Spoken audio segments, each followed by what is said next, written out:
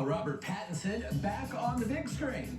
And SpongeBob SquarePants fans with a Netflix account, you can actually head back to the Bikini Bottom. Hope that and George Wolf are back with a look at this week's new releases. Good morning to you guys. Good morning. Hi. Good morning. All right, this first one, I talked about Robert Pattinson. We've tried to wrap our brains around. Yeah.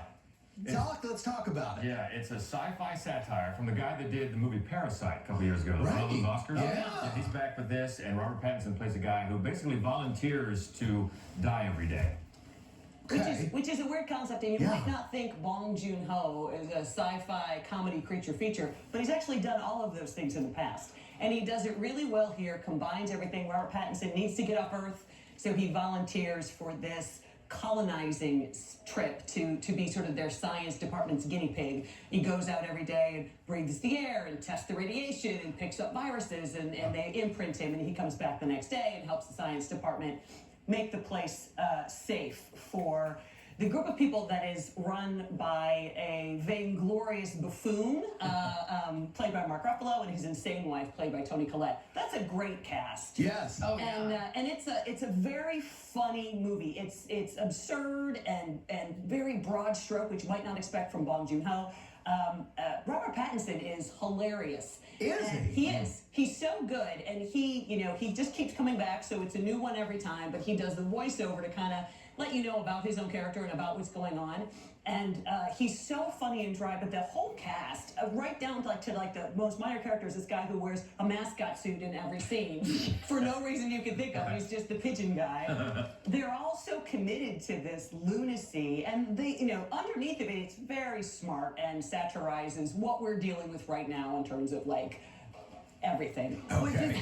When he comes back, does he know who he is? Yes. So he has memory of what he's doing. Yeah, Okay. that's a big part of it, is that he keeps his personality in place because it's in this hard drive that's shaped like a brick for no reason I can think of. Mickey 17. I didn't say the Yeah, name. because Yes. eventually he has to deal with another one. Mickey 17 and 18 are there at the same I time. see. Oh, boy. He doesn't die. They assume he did and he didn't, and so now there's multiples. boy. So, Okay. Which, thumbs to up. be honest Yes. with you, is probably a lot of people's dream ideas to Robert Pattinson. So Yeah, think see? about it. Back when he was the hot vampire, I don't know about so much. Yeah, we love it. Okay, so that's good. The Rule of Jenny Penn. Are we gonna get a second thumbs up? Yeah, I think so. This Okay. is a horror movie about two elderly gentlemen and a puppet.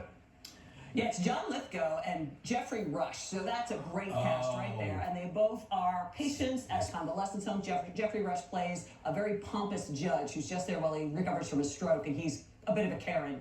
Whereas John Lithgow's been there for quite a while, kind of the mayor of this facility. He and his dementia bald doll puppet friend Jenny. Yeah. And without the staff knowing, he just menaces everybody there. It's such a nightmare. There are some comedic moments. The performances are remarkable. It's got the most sort of unsettling atmosphere of childlike menace in these very elderly people. And one of the things that I think makes it work so well is that what I think it really treads on is this idea we're all going to be that vulnerable at some Yes. point. And I think that's what makes it so unseemly, so unsettling. And the performances are just remarkable. And if you're not a horror fan, this isn't super bloody. Okay.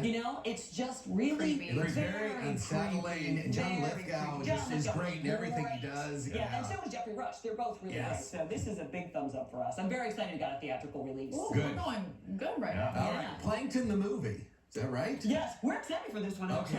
Because Plankton, It's the- it hasn't. Plankton is our favorite character. Always loved Plankton, and he's finally got his own movie. That's right. Okay. It's the recognition he's needed, right? Yes. He's right. Of course, he's out to take over the world, Yep. over the world through getting the secret formula to the Krusty Krab. And he has a new plan. This one's called Operation Success, but it doesn't work. So his computer wife, Karen, decides she's had enough of being taken for granted, and she takes over, and she becomes a three-headed Hydra computer monster, and now everybody has to fear her. Okay. And that's the problem. And it's a lot of fun. There's songs. All the voices are back from the Okay. show. What is plankton? Is he like a green bean? Like He's a a blue plankton. plankton. That's like what? Yeah, like a the seaweed krill. It's like kinda. oh, like a little. Yeah. Okay, gotcha.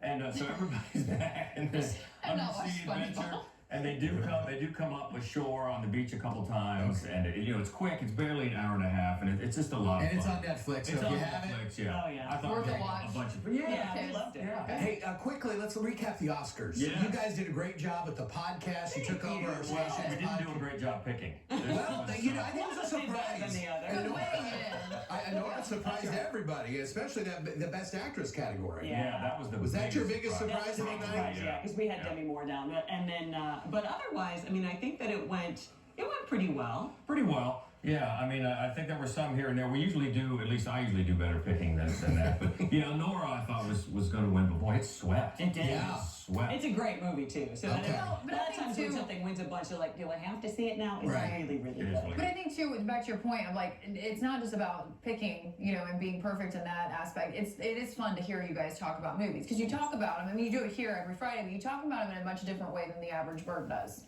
So I think it's entertaining. Oh, well, thank you. Thank Yeah, you. We all, absolutely. Yeah. we had a lot of fun doing it. We really Yeah, listen to you guys talk about your thoughts about that and everything. So, all right, where can we find some more reviews and everything Yep. online? Though at MaddWolf.com and MaddWolf Columbus on socials, Mad with 2 Ds. All right. Good Friday for us because you know what? 3 thumbs up. That's what we want to hear. That's right. All Thank good you fits. guys. Have a great weekend. We'll see you next week. Well, coming up on Good Day Columbus, Kate Hudson gets an early Netflix renewal while a Stranger Things star breaks onto the music scene. Plus a